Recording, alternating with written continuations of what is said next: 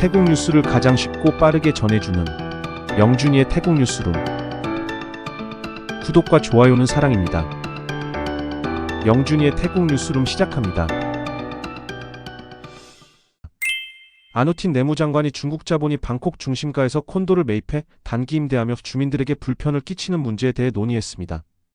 일부 업자들이 법을 피하기 위해 건물 내 다양한 장소에 키박스를 설치하는 등의 방식으로 운영하고 있어 내무부 규정을 위반한 경우 강력히 조치할 것이라고 밝혔습니다. 현재 논란이 되고 있는 수쿠밋 지역의 사례에 대해 내무부 산하 지방행정국이 직접 조사를 진행할 것이며 정기적인 단속팀을 통해 법 위반 여부를 확인할 예정입니다. 불법 행위가 발견될 경우 태국인과 외국인을 불문하고 법적 조치를 취할 방침입니다. 또한 외국인의 콘도 소유 한도를 기존 49%에서 75%로 확대하는 방안을 검토 중이라는 보도에 대해 아누틴 장관은 아직 연구 단계에 있으며 현재로서는 외국인이 소유할 수 있는 한도가 49%로 유지되고 있다고 설명했습니다.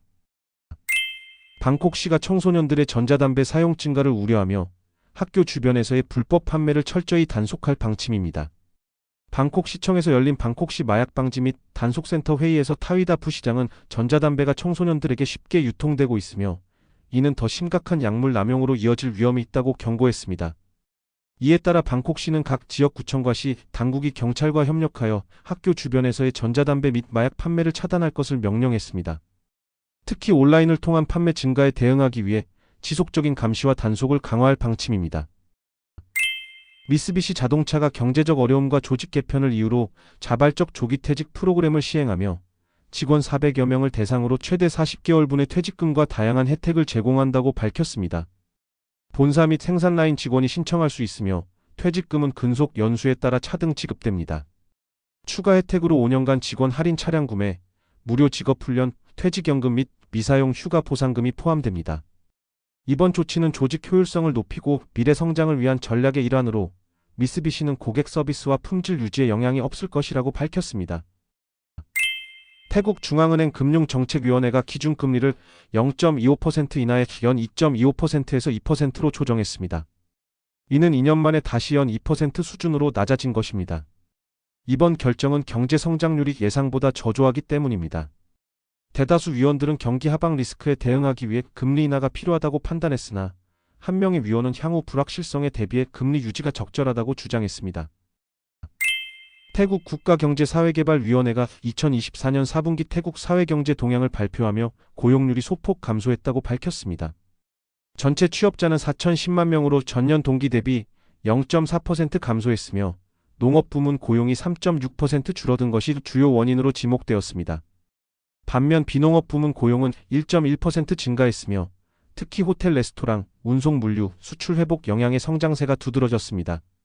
실업률은 0.88%, 36만 명으로 증가했으며 제조업과 도소매업에서 퇴직자가 많았습니다.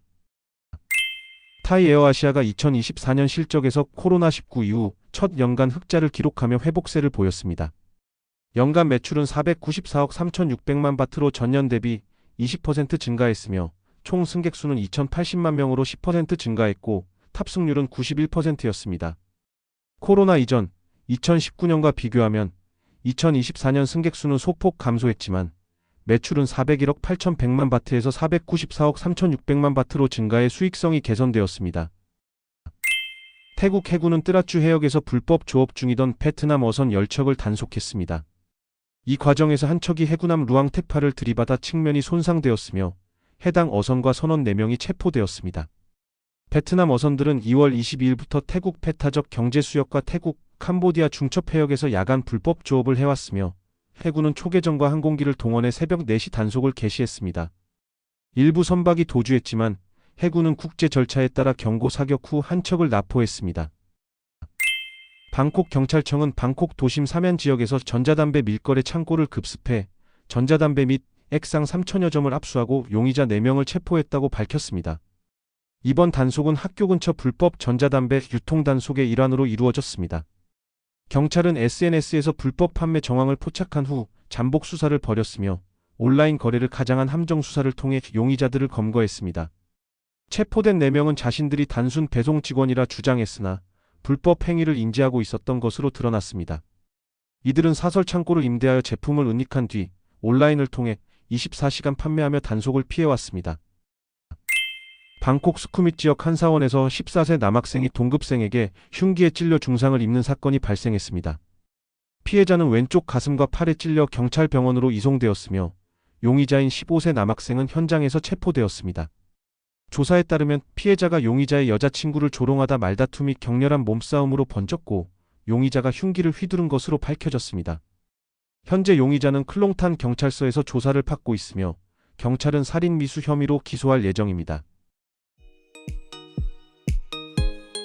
이상 영준이의 태국 뉴스룸을 마치겠습니다. 감사합니다.